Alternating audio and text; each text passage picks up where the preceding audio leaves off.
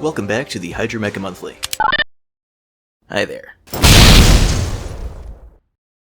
Let's change up the formula. This video is going to cover everything about the new Hydra Mecha model and the new set, while the newsletter, linked down below, is going to talk about all the things I worked on since the last episode. Give that a read if you want to learn more about any of this stuff. So, why a new model?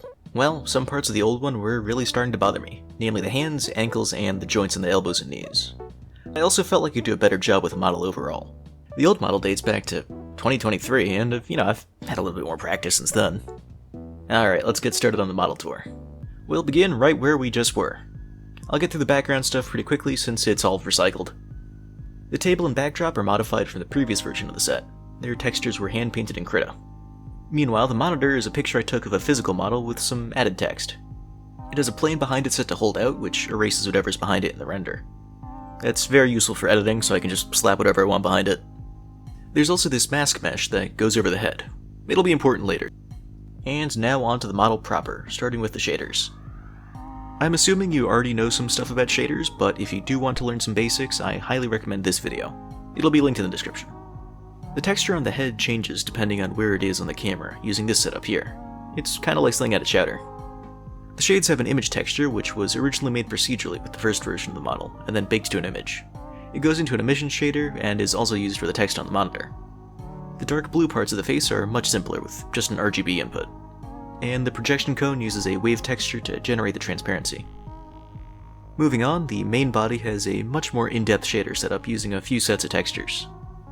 These textures all started as procedural shaders I baked to images.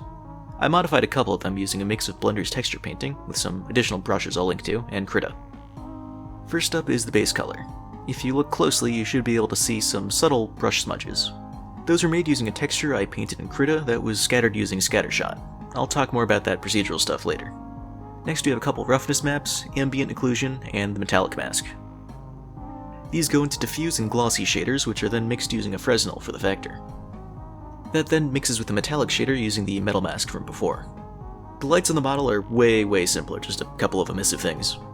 And now we'll take a quick look at how the textures were done procedurally. It's all contained in this group. It starts with a couple of noise textures, which creates a little bit of variation.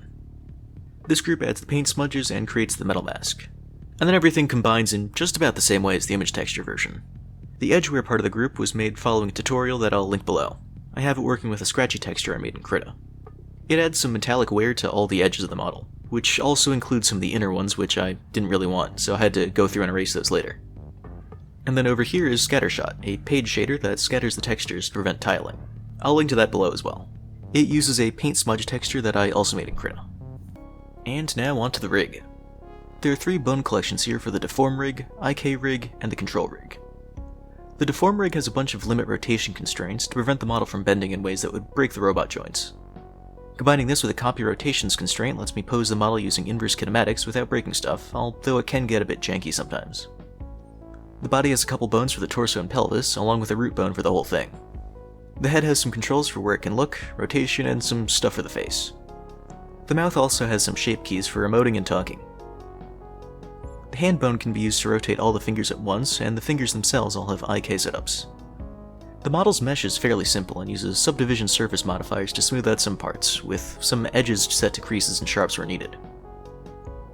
Without marking stuff as sharp, some edges can look weird even when set to 100% crease, which is something I didn't even know when I made the old model.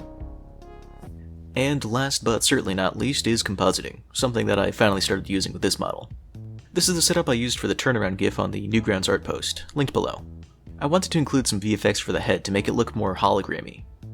I used a node group from a very cool effects pack, linked below, for the TV static on the hologram. The TV filter doesn't play nice with transparency, so I had to do some masking to get it to only affect the area around the head. At first I was using a mask from the image editor, but that presented a few problems for angles that would partially block the head or any sort of movement. I got around that using the mask model I mentioned earlier. It's on its own render layer that has most other things set to hold out. First, the mask is sent into a color ramp to brighten it, and then a blur to add some feathering around the edges.